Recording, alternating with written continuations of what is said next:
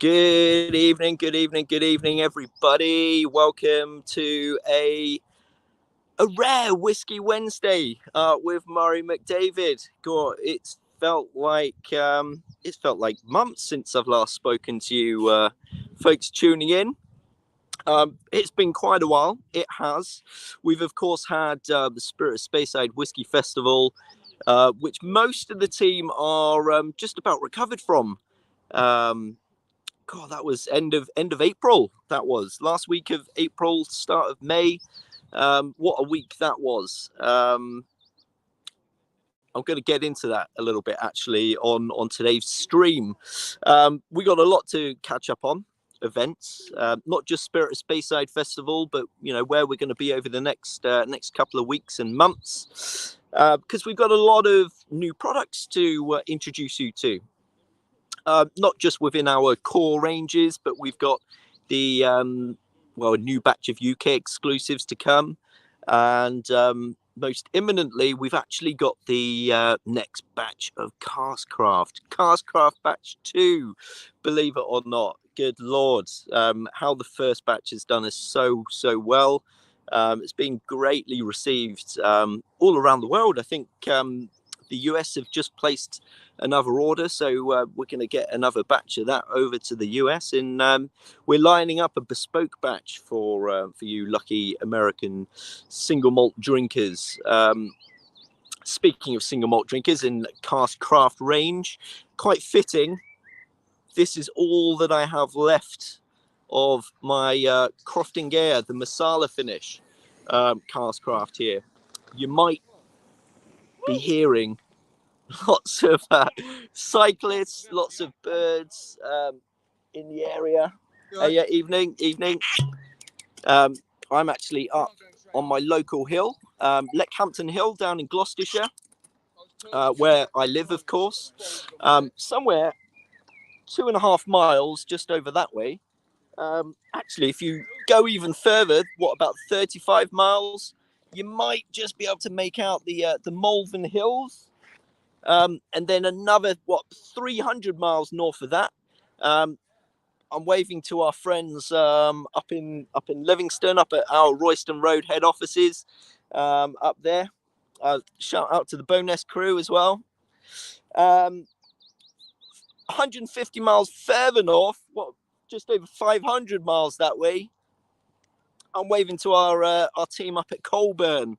I hope nobody's still in the office. I hope you're all out on this wonderful evening that we're having, because it's good to get out. It's World Mental Health Awareness Week this week, in a really good way to clear those cobwebs and to reset the mind from those days that can be a little bit testing and that do weigh on the shoulders, is to get out in the great outdoors, go for a stomp, suck in all of this vitamin D whilst you can. And it certainly helped me over the past couple of years to escape the house, escape the madness, and just get out there in the beauty and appreciate it, and get that mind a little bit clear. So that would be my advice. Get out whilst the sun is shining, and just discover adventure. Go explore new places with a dram in hand, of course. Perfect, wonderful. I mean, a lot of people tend to steer clear of peated whiskies over the warmer months, but the Croftengea here isn't that kind of bog rich, dense style of peated malt that you might associate with the south coast of Islay. Really clean and fresh style of peat, and with that masala, it's really tropically. You get lots of hickory smoke in there, smoky pineapple candy sweets, delicious. If you put pineapple on a barbecue and devour that afterwards, maybe a little sprinkle of demerara sugar, a little sprinkle of cinnamon on that bit of pineapple after you put it on the barbecue for 1.5 minutes each side. Oh, you'll be flying with a little bit of that Croftengea. Anyway, I digress. So Spirit of Speyside, good Lord. Yeah, just a few weeks ago now. And I'm still speaking to people, still seeing various pictures being posted online. Of course, we had the festival bottling this year, which was met with great anticipation and was pretty much a sellout, which was wonderful. 353 bottles of that 5-year-old Manic Moor, which has spent 5 years in just one first fill Justinos Madeira wine barrique. Big, punchy, rich style of dram. Lots of Madeira influence in there, as you'll see by the colour. But the selection of that spirit, that Manic Moor, just can... The body of the spirit can withstand the robust nature of that really quite clearly wet style of Madeira wine cask there. Big cumbersome balance between spirit and oak. So if you see a bottle out there in the wild, whether it's in auction, whether it's maybe there might be still a few kicking around our warehouses at Colburn, which we might be releasing on our website. So keep an eye out for that in the coming weeks. And already starting work on selection for next year's festival bottlings. So folks, if you've got any suggestions at home, anything that you want to see from the Murray McDavid stable, remember it has to be a Speyside malt. I do like to pick our core bottling. I like to challenge people's perceptions of age. The past couple that we've done have all been under the age of 8. The last 2 have been 5 years of age. And, really utilizing the quality wood partnerships that we have with our wood partners. This year, Justinos. We have wood partners over in Chicago with our bourbon producers, Koval Distillery. They also produce a rye. Their rye, I love their rye whiskey casks. We've got some different single malts coming out over the next couple of months that really showcase that really kind of it's not so much a bitterness, but a real kind of dry crispiness, kind of a peanut brittle element from those casks that come through into the spirit. Really love working with those rye casks. So maybe it'll be a rye cask next year, or maybe it'll be something a little bit weird and wonderful that we've been working on already. We do have quite a few casks at Colburn that are seasoning with all different kinds of things. One of which I'm really looking forward to. We've seasoned a little Koval cask, an ex-bourbon Koval cask with stouts from Spey Valley Brewery. And that stout has been in there for a year. And we've got some really lovely, fresh, vibrant, youthful Benriach maturing in there currently. So that's one to look out for. It was on the contender list for this year, but I felt it just needed a little bit longer. It didn't quite offer the punch of stout that I was really hoping for. So who knows? Maybe that will be next year. We shall see. But many great events over the Spirit of Speyside Festival. Of course, we were the hosts of the main event, the opening Ceilidh, the Touch of Tartan, at Dallas Dew Distillery this year. And we had 350 guests on the first night, and a similar number on the second. Dinner, drams, wonderful conversation with friends that we've made over the years, all over the world. Actually bumped into a guest at a whiskey tasting that I was hosting. I think it was 4 or 5 years ago now. This bar was over in Taiwan, and lo and behold, they next bumped into them up in Forest, of all places. Quite amazing. The lengths that people travel to pursue their passion of whiskey is really remarkable, and that's one of the things that makes the Spirit of Speyside so special. Is of course the people that come from so far and wide, and having been in the industry for a little while now, you start to pick up familiar faces from your travels, and it's always a joy to bump into people and update them with everything that's going on, and learn, listen to their experiences. How's the whiskey market over in the Netherlands developing, over in Mexico developing. All of these great touch points, which is so important to have, to remain relevant, really, in the conversation of Scotch whiskey. Drams Under the Stars, another event this year that just blew people away. An old bothy, in terrain even more rugged than this, what I'm looking at, over in Gloucestershire here. Of course, over in the Glen Rinnis, we have our old bothy, and as the event is named, Drams Under the Stars, of course, we waited until the sun fell behind the horizon, corks off bottles, guitars came out, and the roaring fire from the burning staves, quite remarkable. And the weather actually didn't treat us too bad. It was a case of huddling around the fire on some occasions, but the spirit and song kept everyone in good form. That's for sure. So we're actually going to be running some of those events throughout the summer this year, and I'm hoping to get to quite a few of those. I won't be bringing out the singing voice, because nobody wants to hear that, in all honesty. But I will be bringing the drums, so that's part of the battle, right?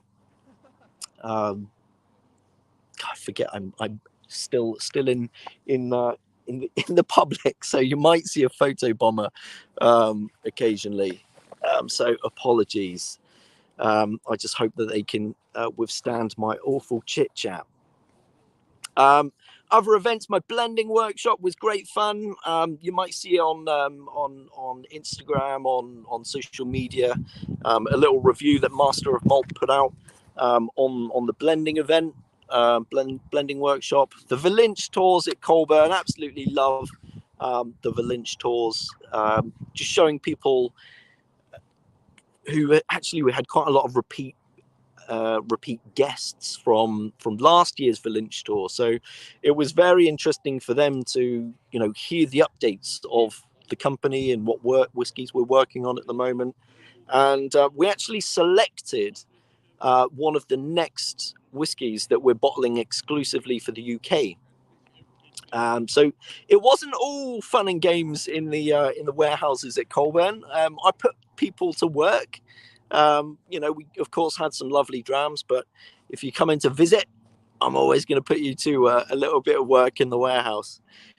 So yeah, we've got a I felt myself going into an all-time reveal on unreleased whiskies yet, which the marketing team will likely push me off the edge of the cliff here if I'm not careful. So lips are sealed on that one. But it is a 14-year-old, and it has been matured in first fill Oloroso sherry. That's all I'm saying. Not saying it anymore at this point. So yeah, the UK exclusives, there'll be 3 of them this time round. The 14-year-old being one of them. We have a rather youthful dram that has been matured, actually same age as the Manickmore,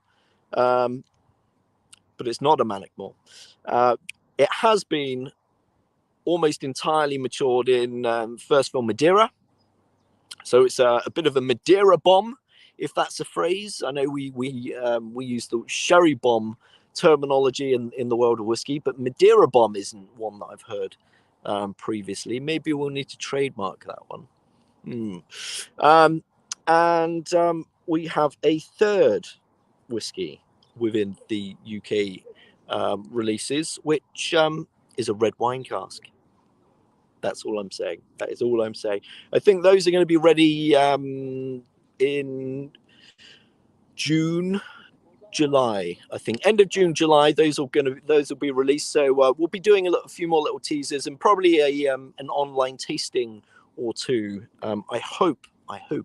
It's always good to host these things and get people involved in our kind of more let's say specialized area of Murray McDavid, which are single cask bottlings at cask strength. Because remember, our core releases generally are small batch releases, bottled at 46% or at 50% alcohol. A bit more of an approachable drinking strength, which you might then, build the palate, build the understanding of spirit structure and wood balance that you can then, tackle the big monstrous cask strength whiskies, which we bottle as single casks. Exclusively for the UK. If you're not in the UK, fear not, because we also bottle single cask exclusives for most of the markets that we sell to. Germany, you are spoiled for choice for single cask bottlings. Really quite remarkable. You can probably maybe see some lines on the old forehead there. They don't quite represent each label that I have to write for the German releases, but I tell you what, it's getting pretty close. Those wrinkles need to start forming more, because the labels are outdoing the wrinkles at the moment. I can't keep up. But remarkable whiskies coming to Germany on the single casks, the Netherlands as well. I've mentioned the US, not just Cask Craft you're getting, but you are getting a lot of single cask exclusives further down the line as well. So much whiskey coming over to you guys over the next couple of months. But as I touched upon at the start, and I will go back to the wonderful Croftengea in the Masala,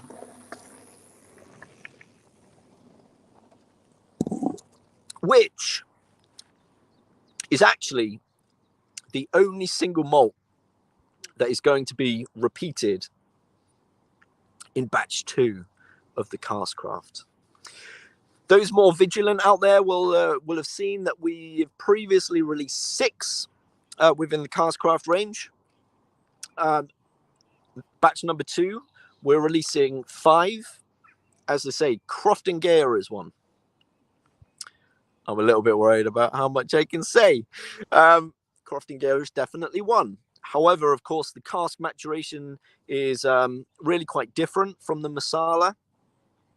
So I will leave that at that. And it will be in the same vein of being a peated style that is certainly enjoyable throughout the warmer summer months. Isn't so heavy on the belly, but actually most of the peat happens on the palate.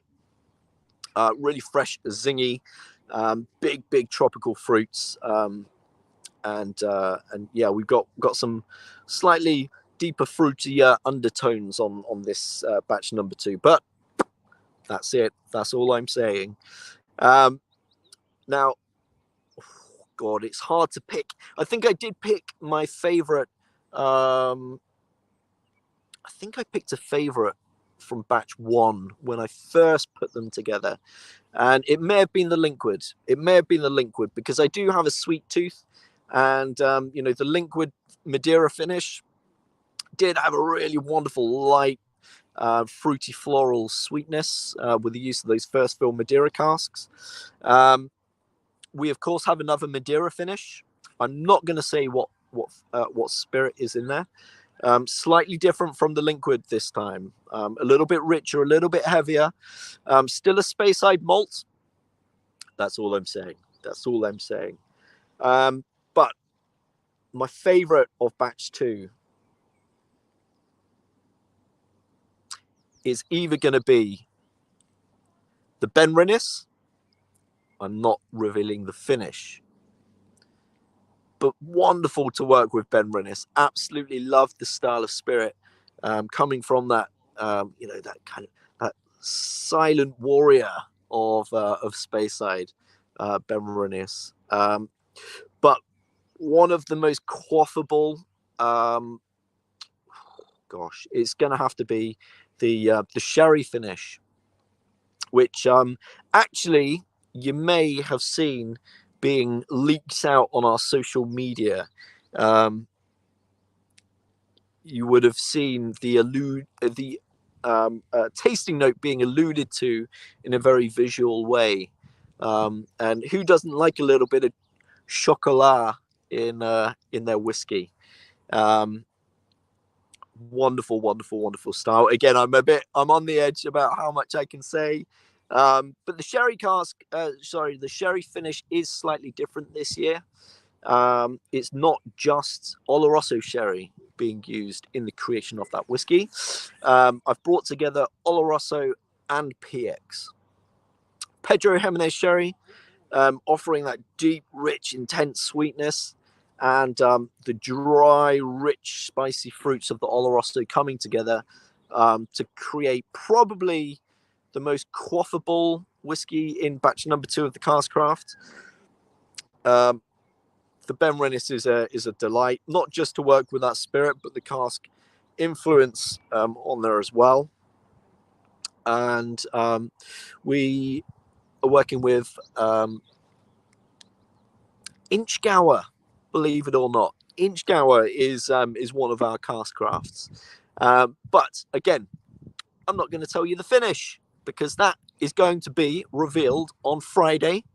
Yes, this Friday, just 2 more sleeps until we can reveal everything there is to know about batch number 2 of the Cask Craft. If you want to keep updated on that, on the Cask Craft release, then of course follow us on social media, on Facebook, on Instagram. We're even on LinkedIn. That very, very useful tool. So yeah, follow us to hear more about Cask Craft Batch 2, and actually we'll be hosting a tasting for some lucky guests. You'll be the first ever people that I've presented the Batch 2 of the Cask Craft with. That's next Thursday, I believe. Next Thursday, and it'll be an online tasting. So no doubt we will record that, and we'll probably share that on social media at some point for those that are interested to hear more about the thinking behind why have we selected this particular style of spirit, matured it in this particular kind of casks, which of course the majority of Cask Craft is we strive towards using first fill and second fill casks to balance the spirit character, but cask influence as well, and younger styles of spirits produced in larger batches at a deliciously alluring, reachable price that balances the price and quality. That sherry cask is outrageous. You're going to have to try it. It actually greatly outweighs the quality versus price. It's ridiculous. But that's enough of that. So if you're about next Thursday, we'll probably put the link out there for anybody that wants to join. Even if you don't have Cask Craft, I think it's nice to invite people that want to watch along the chit chat, have a nice group conversation, because that's how we like to host our online platforms, rather than this, which is me just spouting unresponded nonsense to the camera for half an hour. The tastings are much more of a conversation, and I really try and get people asking questions, whether it's about what's in the glass, the journey of spirit through the different cask types, or any probing questions that you have about the world of independent bottlers, because it's a very exciting space of the grand expanse of the whiskey industry. Really quite unusual and unique, and it obviously comes with its own challenges. Can we still buy the Manic More Festival bottle? Ooh, now there's a question. It depends how nice you ask me. No, I'm joking. As I say, sorry, I'm getting a bit numb sat on this stone floor. I should have brought a cushion. Can you buy the festival bottling? We will. I'll make sure that if we do have any bottles left, which I think there might be a case or two hidden away, unless our canny salesman Ben, he's probably already got it out the door, to be honest. But we'll, me and Liv, who's in the background here, managing our social media, we'll corner Ben tomorrow. We'll find out if there's any cases left, and we'll think of a clever way of how we can make those available to our Murray McDavid Whiskey Club on Facebook. If you're not already part of it, join it, because that's where you can access a little bit more detail about things that are going on in the background of Murray McDavid. It gives you access to tastings. This will be our second one. It's quite a new group that we're trying to develop and grow, so now's a very good time to join. And yeah, join the group, and that's where we may be releasing more of that Manic More if we have it. Thanks for your question. Do we have any more questions coming in? Oh, I'm glad we got questions. That's what I love. It gives me a little time to get back in the glass there. Smoked toffee apple now coming from there. Oh God, sorry. Who decides what goes into the Cask Craft range? Is it a Dean Jode only decision, or is it a more democratic process? Well, I do love democracy, Steve. I do. So what generally happens with all of the Murray McDavid releases? Of course, I'm the head of Whisky Creations.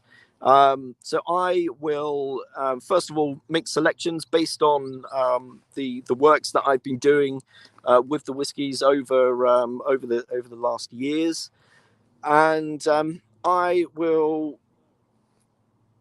draw samples with the help of the team at Colburn. They'll either be drawing samples from Colburn or over at our warehouses at Brackler, where most of our younger stocks are. And actually all of the Cask Craft whiskies, cask whiskies, are maturing over at Brackler. And what will happen, I've actually just requested about 55 samples for the next core release of Murray McDavid for autumn. So those samples will be drawn. I'll get those down here by the end of next week. And yeah, there's a Whisky Creations team, a panel, who at the moment there's only a small amount of core of the panel members. There's three of us who are the core panel, but we do invite other members of the team. Some people who do have vast experience in whiskey tasting, but it's always nice to throw some fresh palates in there as well. People who haven't been sniffing Glencairns for the last 20 years. People that can't spell Glencairns. Those are the kind of people that we want to partake in that whiskey selection process, because it's always so important to. It's a democracy. It's always so important to get many different thoughts, understandings, and ideas of, like, certainly aroma. That's almost the first encounter. We've had some amazing responses. There are some times where I do have to put the foot down, Steve. I'm just recalling there was a time. Oh gosh, there was a time. There was some Blair Athol. There was a parcel of Blair Athol. I think it was only 4 or 5 years of age, and it had been in red wine cask for I think about 6 months, and it was a really beautiful like Provence rosé color. And some of the members of the team, color alone, they were like, "Oh, you have to bottle this thing. You have to bottle this thing." And on the nose, it was like strawberry milkshake.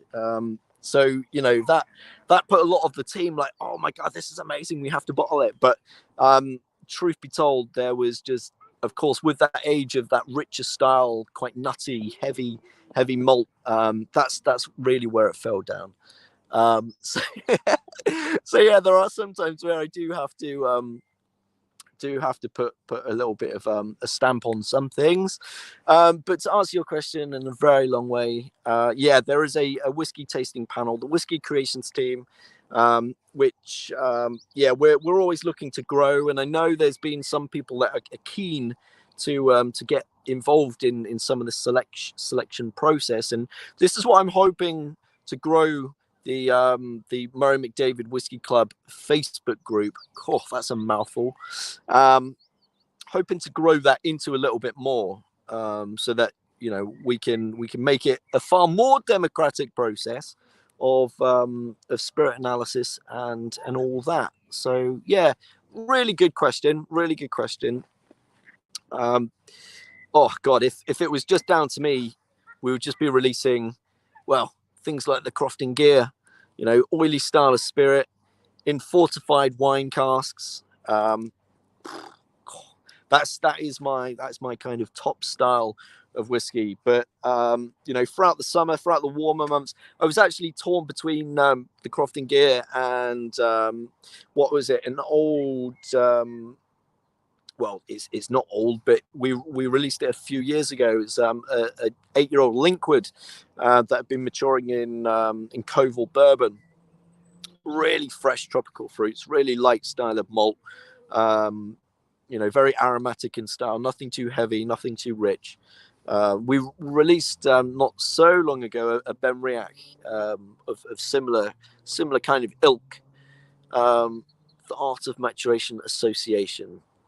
Oh, Dan Hendry coming in late there.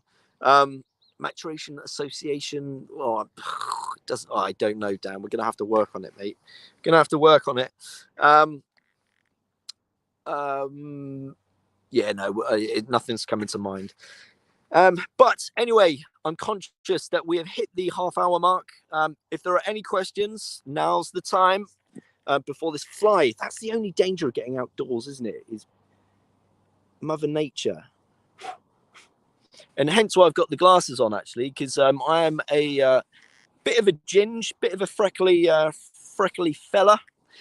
Say that 10 times after a dram. Yeah, I do suffer with your hay fever, so that's why I've got the old glasses on today. Yeah.